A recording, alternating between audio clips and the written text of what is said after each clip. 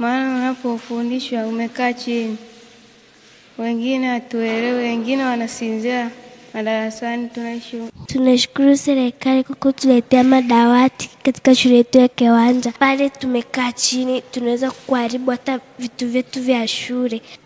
Katika shule ya msingi Kiwanja tumepokea leo madawati 215 na tulikuwa na madawati 324 ambayo najua kupokea haya madawati yataweza kupunguza kabisa watoto kutokukaa chini.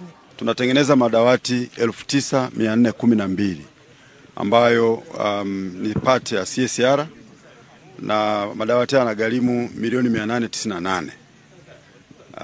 Tumechagua wakandarasi 4 ambao wanafanya kazi ya kutengeneza madawati hayo kwa lengo la kuhakikisha kwamba madawati yanatengenezwa kwa wakati na tunaweza kusambaza kwenye shule za sekondari na za msingi.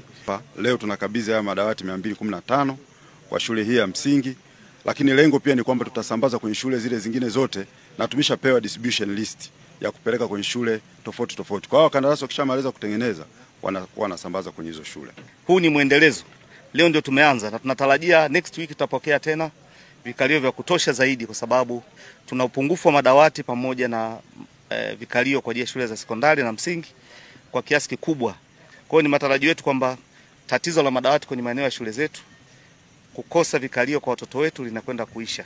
Hatuna sababu ya halmashauri hii watoto kaa chini, kwa sababu tu ya ongezeko kubwa la watoto na hamasa kubwa iliyofanyika na serikali kwa kiasi kikubwa kwa kushirikiana na wananchi. Hali mbaya sana mpaka kupelekea sisi kuazimia hili.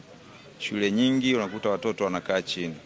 Kwa hiyo tumedhamiria kwamba kwa sasa tunatengeneza madawati haya zaidi ya 5000, lakini pia kwenye mapato ya ndani kwenye bajeti ya 25-26 tumetenga pia fedha kwa ajili ya kutengeneza madawati mengine. Lengo letu ni kwamba kufikia mwaka 2026 kusiona mtoto ambaye anakaa chini.